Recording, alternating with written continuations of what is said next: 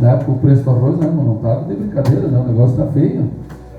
Então, irmãos, eu não boto nada fora, não bote, mas eu sei que é tudo emprestado. O dia que nós partir daqui, vai ficar. Olha o que diz aqui Filipenses 3, 20, os irmãos acharam?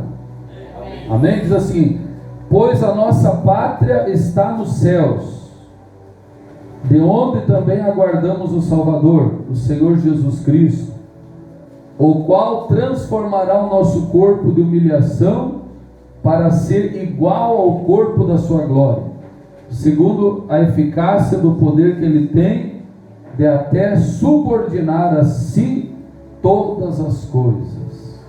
Vamos ler antes ali agora um pouquinho, no mesmo capítulo 3, vamos ler, glória a Deus, louvado seja o nome do Senhor. Ali no versículo 17, e depois vamos ler de novo essa passagem para nós gravar bem, Filipenses 3,17, amém? Diz assim: irmãos, sede imitadores meus e observai os que andam segundo o modelo que tendes em nós, pois muitos andam entre nós, dos quais repetidas vezes eu vos dizia, e agora vos digo até chorando, que são inimigos da cruz de Cristo. O destino deles é a perdição, o Deus deles é o ventre, e a glória deles está na sua infâmia, visto que só se preocupam com as coisas terrenas. O 20, que nós já lemos, vamos ler de novo. Pois a nossa pátria está nos céus, de onde também aguardamos o Salvador, o Senhor Jesus Cristo, o qual transformará o nosso corpo de humilhação para ser igual ao corpo da sua glória, segundo a eficácia do poder que ele tem de até subordinar a si todas as coisas. Amém, irmãos? Amém. Louvado seja Deus. Então Paulo está dizendo aqui que ele era o modelo dos cristãos, Ele era o modelo, era para seguir o que ele fazia, a maneira que ele servia a Deus. E já naquele tempo, no meio do povo de Deus, já existiam inimigos da cruz, pessoas que se diziam crentes, mas não eram. Quem crucificou Jesus foram os próprios que se diziam filho de Abraão, filho de Deus, que se diziam servos de Deus. Crucificaram a Cristo.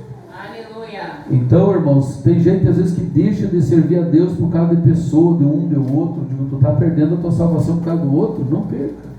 Jesus é maravilhoso. Tem os servos fiéis? Tem. E tem os que não são fiéis? Tem também. Mas nós não podemos deixar influenciar pelos outros. Senão a gente vai para um lugar de sofrimento por causa de outros. Não podemos. Nós temos que reunir força e servir a Deus. O melhor que nós puder fazer para o Senhor. Eu sempre digo, se nós vê algo errado, vai lá e faça melhor. Se tu vê um crente dando mau testemunho, não dê.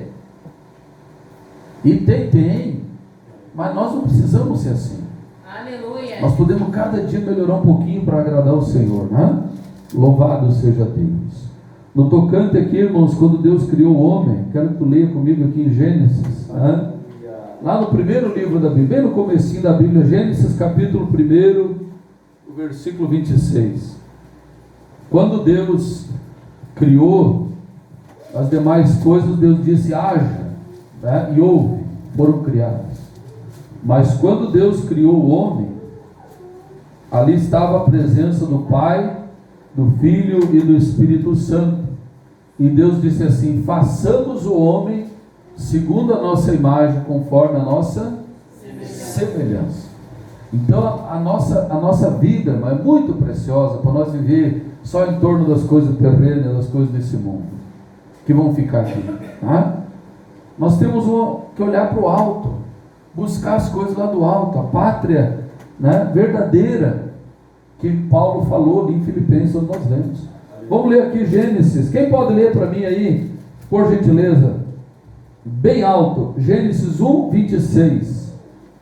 O que é bom da leitura, que lê rápido e tem uma voz até melhor que a minha aí, porque a minha voz é meio... E disse Deus: façamos o homem à nossa conforme a nossa semelhança, e domine sobre o peixe do mar, sobre as aves, sobre o céu, sobre o gado, sobre toda a terra, sobre todo um réptil, e que se move sobre a terra.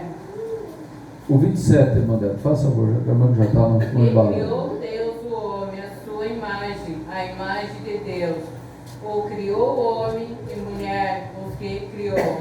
Os criou. Agora, por gentileza, lê para nós, lá no finalzinho desse capítulo, para nós ganhar tempo aqui, né? O versículo 31. Vamos ver? Deus criou. E depois ele fez uma avaliação. E viu Deus tudo quanto tinha feito, e eis que era muito bom. E foi a tarde, a manhã do sexto dia. Quem é que trabalha aqui? Qual é o trabalho de cada um dos irmãos aqui? Né? A irmã Gabriela faz docinho, muito bom por sinal, né? Que a irmã Débora cozinha. Cozinha na limpeza. Olha aí, ó. O irmão Valcir trabalha na construção, né? O missionário Sebastião está aposentado, mas trabalhava com o quê? Na construção também, né? Não? Com... Eu trabalhava de carregado. Carregado, olha aí. Quem mais? Qual é o trabalho dos demais irmãos? Mas vamos pegar uma atividade assim do lar para as irmãs, né? Ou dos irmãos, quando as irmãs mandam nós lavar a louça, varrer a casa, né? Não sei se acontece com os irmãos, mas comigo às vezes, né? Eu não espero mandar, né? Eu já vou antes, né? Irmãos, a gente faz um trabalho, terminou o trabalho lá. Daí tu vai fazer uma avaliação. Permita, irmão, você pegar o senhor como exemplo? Pode ser? O senhor constrói uma casa lá. Terminou. Ou uma etapa lá. O senhor concluiu uma etapa. Então, o senhor para e vai lá dar uma olhada. Dá uma chulhada, dá uma olhada. Não, ficou bom. Os paredes ficaram retos. O reboco ficou parelho. Né? Ficou bem no padrão da planta, né? É planta, né? Bah, tá bom. Tá muito bom. Ficou bom. Aí chego eu lá, que não entendo nada de construção, não sei carregar tijolo. Toda vez que eu fui ajudar na construção, eu vou botar a carregar tijolo, porque é bravo, né? Chego eu lá e digo, não. Não tá bom. Vamos mudar um pouquinho, vamos enfeitar esse negócio. O senhor não vai gostar, né? O senhor vai dizer, o pastor ele mesmo disse que não entende, vem dizer que vem mexer aqui no meu serviço. Irmãos, isso é o que nós fizemos quando nós mexemos no nosso corpo, para melhorar um pouquinho, porque nós achamos que não está bom. Estão entendendo? É o que está na Bíblia, irmãos, eu não posso fugir. Está escrito aqui, ó, no versículo 26, Deus disse, façamos o homem e a mulher, e Deus criou o homem e a mulher segundo a sua imagem e Semelhança. é o que está escrito ou o pastor está mudando a palavra? E aí no finalzinho lá, nós podíamos continuar a leitura, pode ver que faz parte do que Deus criou, não temos um outro capítulo, nem no outro texto. E assim se fez, e viu Deus tudo, quanto fizera, e eis que era muito bom. A avaliação de Deus era do que Ele criou, era muito bom. Aí eu vou botar defeito no que Deus viu que era muito bom? Ou achar que está muito gordo, muito magro, muito isso, muito aquilo, pouco aquele outro? Eu não vou botar defeito. Amém, irmãos? Não estão entendendo? O que o ser humano faz hoje? As pessoas vão lá às vezes, né? Eu não digo por saúde, daí é outra coisa. Agora por vaidade, às vezes vai lá, né? Agora há poucos dias eu fiquei sabendo de uma mulher que foi fazer cirurgia plástica. Não era por necessidade médica, infelizmente, irmãos. E morreu na mesa. E deixou um filhinho pequeno. Será que isso agrada os homens de Deus? E nós ir lá mexer no que Deus criou. Deixar mais bonito. Será que isso agrada o Senhor, irmãos? Claro que não. Porque Deus viu que era muito bom. Então nunca se queixe, né? Até quero pedir perdão por ter falado a minha voz. Parece uma taquara rachada, mas eu gosto dela. Às vezes eu me escuto orando e digo, mas meu Deus do céu, vai espantar os irmãos, né? Mas não, irmão, graças a Deus. Pior se eu não tivesse voz, né? Irmãos, não vamos botar defeito no que Deus criou. Até porque Ele não pediu a nossa opinião. Se Ele pedisse a minha opinião, eu ia pedir para nascer nos Estados Unidos, rico, um pouquinho mais alto, né? Um pouquinho menos cabeçudo, uma voz de tenor, acho que é italiano que diz, né? Eu ia dar um monte de pitaco, mas Ele não pediu a minha opinião. Aleluia! Não pediu, né? Às vezes os colegas no quartel me chamavam de me botar até um apelido, cabeção. No começo eu ficava bravo, né? Eu ficava bravo, porque ele já queria sair errando as oreadas na mão deles lá. Mas depois me converti, eu digo, mas nem vou dar bola, né? E aí na Bíblia está escrito que Deus viu que era bom, então eu não vou mais nem esquentar a cabeça. Glória a Deus, aleluia. Né? Não vou mais esquentar a cabeça, tá bom assim, né? Deus fez, Ele viu que era muito bom, então eu não vou mais botar defeito no que Deus fez, né? Amém, irmãos? Amém. Então não se queixe. Se tu se queixou algum dia de algo da tua vida, peça perdão para o Senhor e agradeça pela vida. É maravilhoso poder viver. Temos luta bastante, conta para pagar, luta daqui, problema de lá, resolve uma, né? Mas nós temos esperança de morar na glória com o Senhor. Aleluia. Vale a pena nós lutar. Essa luta vale a pena. Glória a Deus. Por isso que diz que os covardes não entrarão no reino de Deus. Covarde é aquele que vê um probleminha, para de servir a Deus. Vê uma coisinha errada fora do lugar, Aleluia. para de servir a Deus. Trai a Jesus, nega Jesus. Não pode. Eu já fiz isso também, não vou. Né? Eu já retrocedi, já desanimei, já. Não se preocupe, o pastor está pregando primeiro para mim. Mas agora eu não quero mais. Porque chega, irmãos. Eu não quero ir para o sofrimento. Né? Jesus, Ele enfrentou a cruz e não voltou atrás. Nem por um momento Ele se acovardou. Nem por um momento Ele titubeou. Ele veio para passar pela cruz e passou e morreu e ressuscitou. Aleluia. E não desistiu de nós. Glória a Deus, aleluia. Estão vendo que na Bíblia está escrito que Deus avaliou o homem que Ele criou? Como é que foi a avaliação de Deus? Excelente, muito bom, bom, regular, razoável, ruim, péssimo. Qual foi a avaliação? Bom. Muito bom.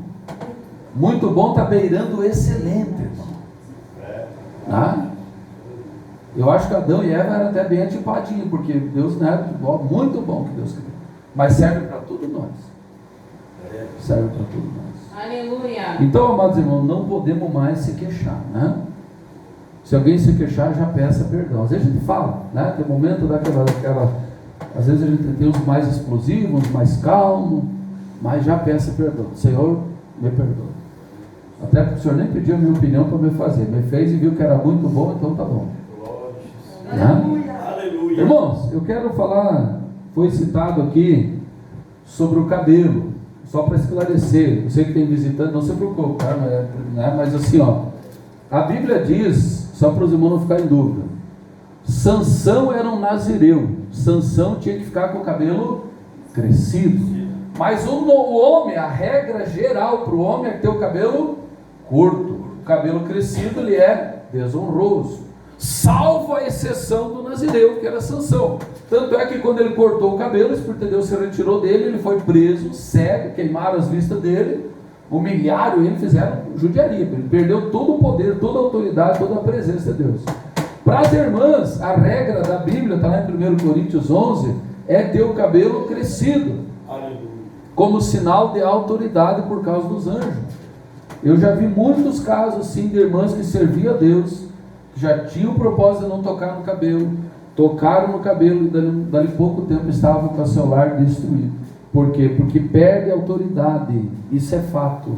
Então as irmãs têm que saber o porquê, porque Deus é um Deus inteligente, Ele explica na Bíblia, Ele dá o mandamento para nós e explica o porquê, né? Ele explica por quê.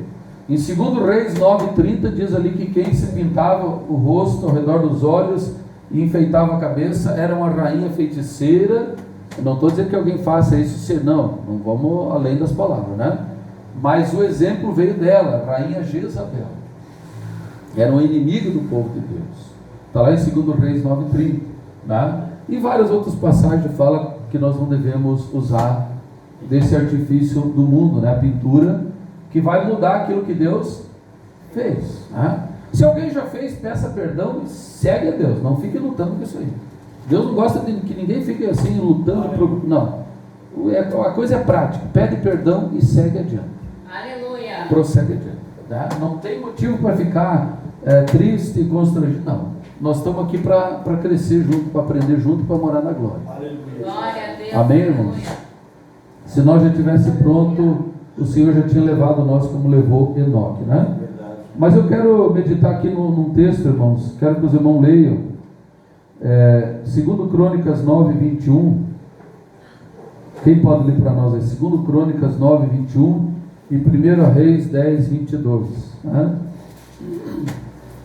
Louvado seja Deus. Só para esclarecer, né, a questão do cabelo, da doutrina, né?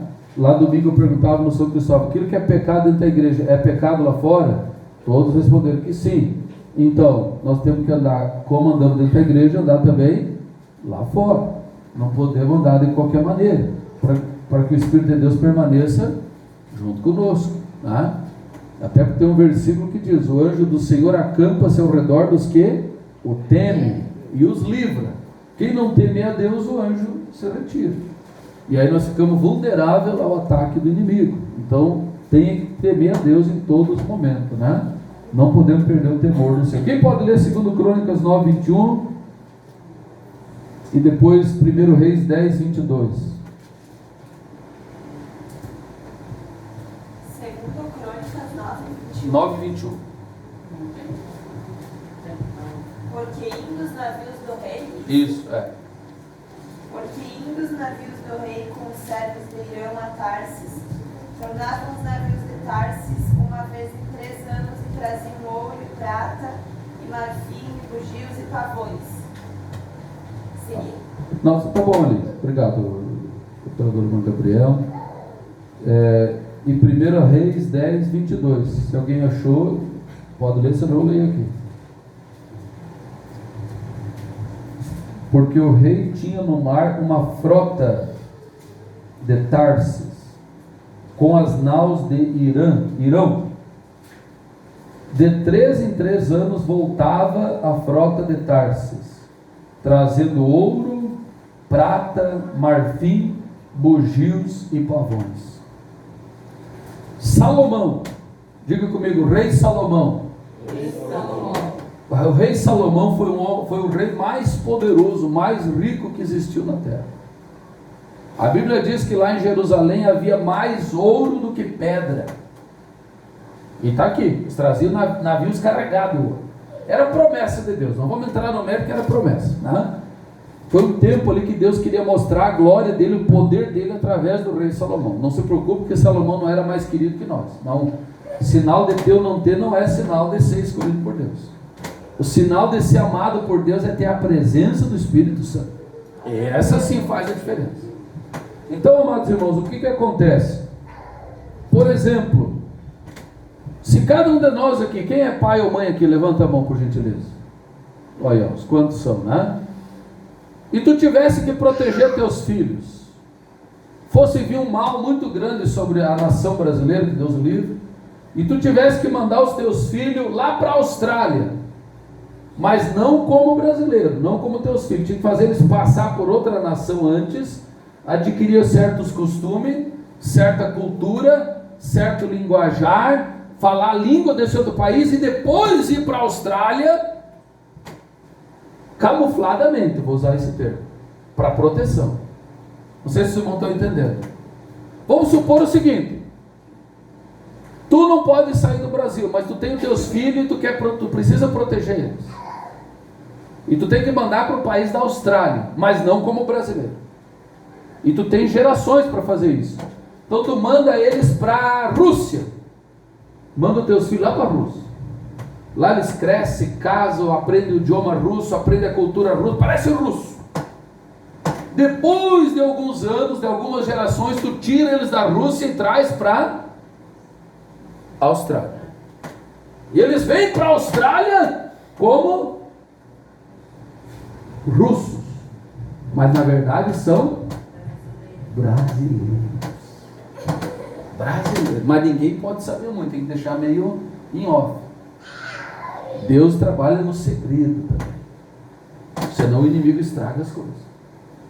Tem que ter segredo com Deus. Às vezes certas orações tu tem que fazer, tem que dobrar o joelho e só murmurar, que nem Ana, só falar em pensamento, porque se o inimigo escutar que tu está pedindo algo e ele tiver a oportunidade, ele traz uma bandeja bem estragada para ti, mas parecendo algo muito bom. Tem que ter segredo com Deus. Tem que ter um lugar secreto com Deus. Cada um tem que ter o seu lugar secreto com Deus. Aleluia. Estão entendendo? O que Deus fez? O que Deus fez na época do rei Salomão? Saíram expedições lá de Israel, judeus, povo judeu, povo de Deus, povo da promessa, semente de Abraão, e vieram para a América, e aqui formaram os índios. Salomão escreveu o livro de Eclesiastes por volta do ano 935 a.C. Então, essas expedições saíram em torno disso aí. 900, 800, antes de Cristo, bem antes de Cristo. Aleluia. Estão entendendo, irmãos? Salomão investiu muito em navio, em navegação. E veio expedições para o Brasil e formaram aqui os índios. Deus me mostrou isso porque eu perguntava para o Senhor, sempre perguntava: Senhor, por que os índios se convertem tanto? E Deus tem um mistério com os índios. Quem já foi em culto de índio na área indígena? Mas culto mesmo, né? Tem uns que às vezes é meio flauteado. É Deus culto abençoado ou não, irmão Silvano? Eu já vi acontecer coisas em culto na área indígena e coisa tremenda. Eu digo, mas Senhor, um povo que não estuda, não desmerecendo eles, né? Não tem faculdade, não estuda, não tem teologia, e mal a pena, alguns nem sabem ler direito, e o Senhor opera milagre lá dentro. E o Senhor escolheu tantos deles ali. Qual é o mistério que o Senhor tem? E aí Deus me mostrou. Na época de Salomão vieram expedições para as Américas e não conseguiram voltar. Levaram de 3 a 5 anos viajando e depois não conseguiram mais renovar os navios para voltar. Ficaram e povoaram aqui. Então boa parte, não todos, mas boa parte das tribos, dos índios, principalmente os caigangues aqui no Brasil, são judeus. Sangue de Abraão.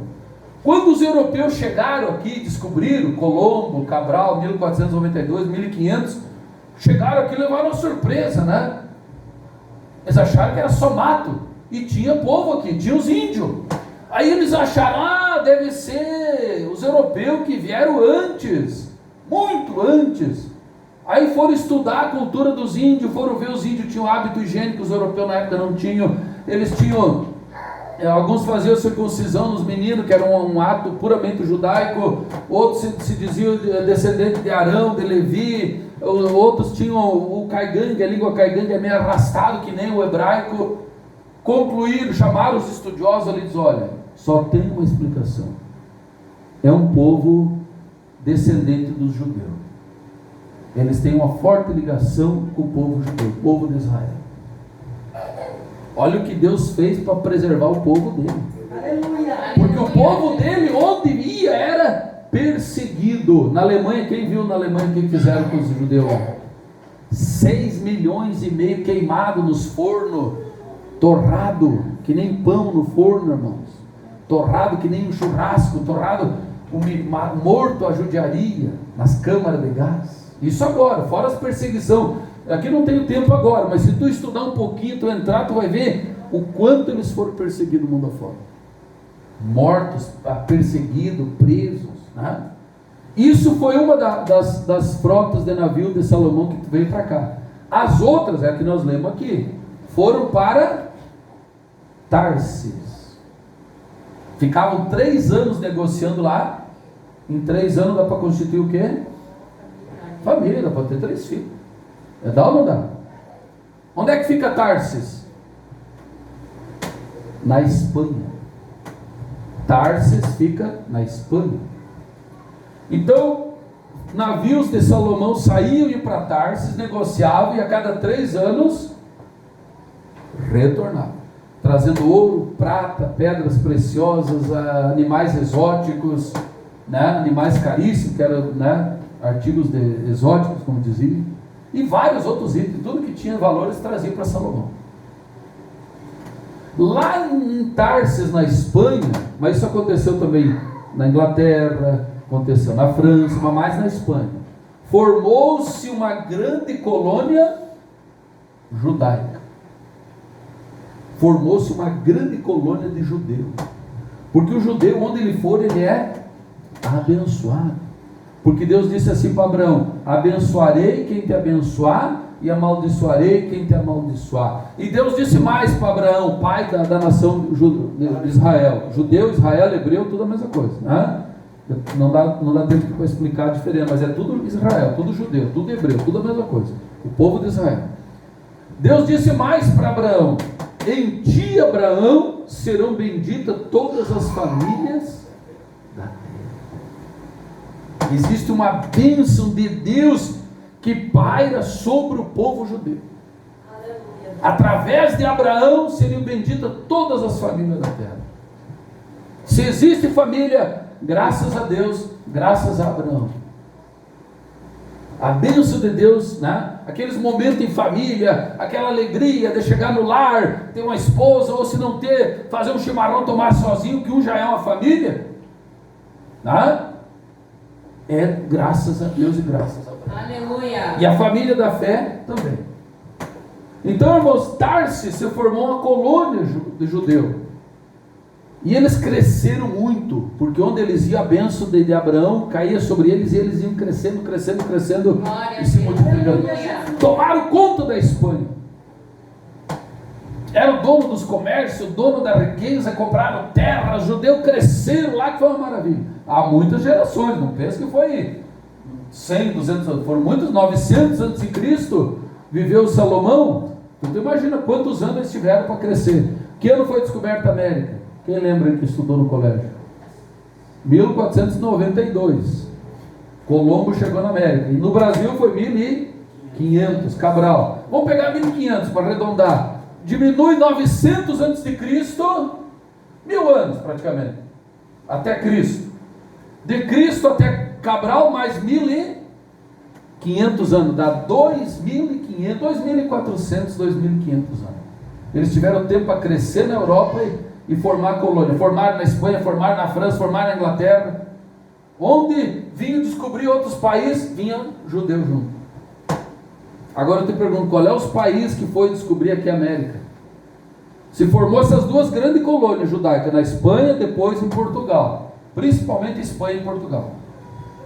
Eles foram perseguidos na Espanha, fugiram para Portugal. Qual é os países que Deus ensinou a arte da navegação, como Salomão usou lá no passado? Ele era mestre da navegação junto com o Irão, as naus, os navios do Irão. Qual é os países que descobriram a América aqui, por volta de 1500 ali? Estão entendendo a ligação? Salomão entendia de navio, fez muitos navios, foram para Tarsis, foram para a América. Anos depois, Portugal e Espanha investiram em navegação, construíram as caravelas. Não tinha motor na época, não tinha eletricidade, construíram na inteligência, na sabedoria, movida a vento, a vela, e vieram colonizar a América. Quem é que colonizou o Brasil? Portugal. E quem é que colonizou o resto da América, do México para baixo? Espanha. Estão entendendo, irmãos? E aí, quando eles vieram para cá, veio uma segunda geração de israelita, mas não com o nome de Israel. Vieram como espanhóis, como portugueses, como franceses, como ingleses, mas mais como espanhóis e portugueses. Estão entendendo o que Deus fez para preservar o povo dele? E para trazer o povo de Israel para cá? Hoje a maioria do brasileiro tem sangue de Abraão correndo nas veias. Sobrenome de planta: Oliveira, Pereira, Moreira, Ramalho, todos esses nomes, Lima, Rosa, nome de objeto: Pires, Machado, Rodrigues, que é filho de Rodrigo, Silva, Souza, Ribeiro, que é nome de rio, família com sobrenome de animais, família Cordeiro, família Falcão, família Leão, é tudo judeu. Tudo judeu. Nome de profissão: Ferreira. Chegava lá, era tudo nos livros, não tinha cartório, era tudo nos livros. Chegava lá o João. Tu é o João? Que João? Eu sou o João, filho do Pedro, lá da vila ali. Tá, então tu vai se chamar João Dávila, vai pro Brasil, vai lá. E tu é qual? Não, eu sou o João, mas filho de quem? Filho Ferreiro. Ah, então tu vai se chamar João Ferreira, vai pro Brasil. Ah, não, já gastemos todos os nomes de árvore. Ah, vamos botar Carvalho, então, Carvalho, vai, é Carvalho, família Carvalho. Carvalho é árvore, Pereira é árvore, Moreira só tiraram o A, é a Moreira. Pinheiro. Estão entendendo, irmãos? O que Deus fez. E hoje nós aqui, não temos por acaso, nós temos a oportunidade da salvação. Depois Deus usou o tal de Gutenberg para inventar a imprensa. E através dessa invenção foi possível imprimir a Bíblia. Senão nós estávamos hoje aqui com os rolos, abrindo o rolo, lendo o rolo da direita para a esquerda. E era um sofrimento. Hoje tu tem a Bíblia aqui, ó, e tem gente que perde de ler a Bíblia. E Martinho Lutero traduziu ela do latim para o alemão, depois do espanhol, chegou até o português. João Ferreira de Almeida, um português, traduziu, né? João Ferreira e Almeida, dois sobrenomes judeus. E vários outros, tem uma enormidade. Depois Daniel Berg e Gunnar Wingren trouxeram o Pentecoste em 1910. E hoje nós temos aqui, Deus preparou essa ocasião para as pessoas estarem aí caminhando, tomando chimarrão, perdendo tempo. Pare e pensa. Deus preparou para nós alcançar a fé em Jesus Cristo e alcançar a salvação que é pela fé. Aleluia. Por isso que lá em Filipenses diz que a nossa pátria não é aqui deste mundo. Quem vive aqui vai ficar aqui. Quem vive em torno do aqui, das coisas aqui, vai ficar aqui. Agora, quem almeja uma pátria celestial, esse vai subir com Jesus. E lá é maravilhoso. Não tem morte, não tem doença, não tem sofrimento. E nós vamos conservar a nossa individualidade, a nossa consciência. Apaga aquela ideia que muitos propagam, parece coisa diabólica. Um anjinho tocando uma harpa numa nuvem lá. Irmão, Deus é muito inteligente, Deus é criativo, Deus é sábio, Deus é amoroso, Ele tem o melhor guardado para o seu povo.